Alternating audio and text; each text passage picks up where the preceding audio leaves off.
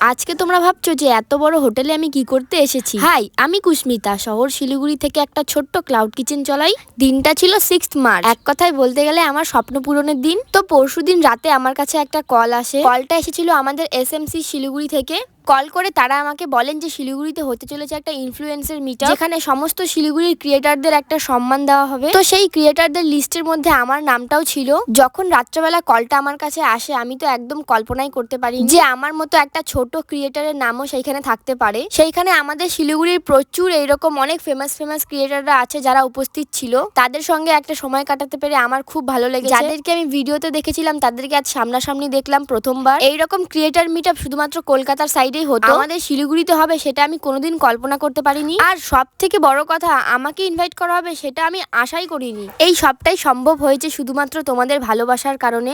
আমি বাড়িতে বাচ্চাদের টিউশন পড়াই। আজকে বিকেলে যখন পড়াতে বসেছিলাম, ওরা আমাকে একটা আবদার করেছিল। ওদের কথা হচ্ছে, ম্যাম তুমি ভিডিও করো, কিন্তু আমাদের তো কোনোদিন না। তাই আজকে ওদের ভিডিওতে তুলে রাখলাম। সত্যি এই ছোট ছোট পুচকেদের নিয়ে থাকতে আমি যে এত খুশি পাই, সেটা বলে প্রকাশ করা যাবে না।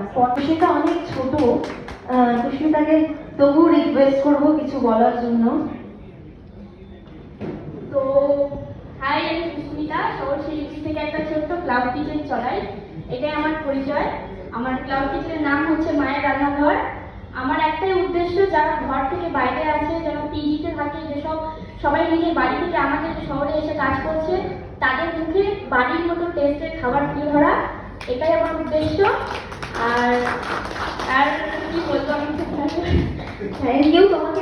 সবার ভিডিওগুলো পরপর দেখানোর পর তাদেরকে সম্বর্ধনা দেওয়া হচ্ছিল। তারপর আমার নামটাও অ্যানাউন্স করা হলো। আমি প্রচুর নার্ভাস ছিলাম, যেহেতু এটা আমার ফার্স্ট ক্রিয়েটার মিটআপ। সেইখানে উপস্থিত কন্টেন্ট ক্রিয়েটারদের থেকে সবার থেকে ছোট প্রায় আমিই ছিলাম। সবাই আমার থেকে প্রচুর বড় ছিল। আর শ্রীমান গৌতম দেবের কাছ থেকে আমি কোনোদিন প্রাইজ বা সম্বর্ধনা পাবো সেটা আমি আশা করিনি। এটা একটা স্বপ্ন পূরণের মতো। এই ভিডিও জার্নিতে প্রচুর মানুষ আমাকে ডিমোটিভেট করেছিল, যার জন্য আমি ভিডিও বানানোই ছেড়ে দিয়েছিলাম। কিন্তু উইদিন 6 মান্থের মধ্যে আমি তোমাদের থেকে যতটা ভালোবাসা পেয়েছি সেটা আমি আশা করি। এই প্রাইজটা শুধুমাত্র আমার না, এই প্রাইজটা আমার ফলোয়ার্স, যারা একটা ছোট্ট ঘরের মেয়েকে ভরসা করে এতটা ভালোবাসা দিয়েছে। এই প্রাইজটা শুধুমাত্র তাদের জন্য। আর আমার এই সফলতার পিছনে আমার মার হাত তো আছেই। আমার মা না থাকলে হয়তো কোনোদিন মায়ের রান্নাঘরটা তৈরি হতো না, তোমরাও আমাকে চিনতে পারতে না, কুস্মিতা সরকারও তৈরি হতো না। সবার প্রথমে তোমাদেরকে জানাই প্রচুর ভালোবাসা আমার তরফ থেকে। তোমরা যদি আমাকে এইভাবে ভালোবাসা দাও, তাহলে একদিন আমি আমার মা বাবা সবার স্বপ্ন পূরণ করতে পারবো, আর মায়ের রান্নাঘরকে একটা ব্র্যান্ড বানাতে পারবো। Thank you so much Gautam sir, আমাকে এত ভালো একটা অপরচুনিটি দেওয়ার জন্য। এই অ্যাওয়ার্ডটা পাওয়ার পর থেকে কাজ করার হিম্মতটা আরো দ্বিগুণ বেড়ে গেল।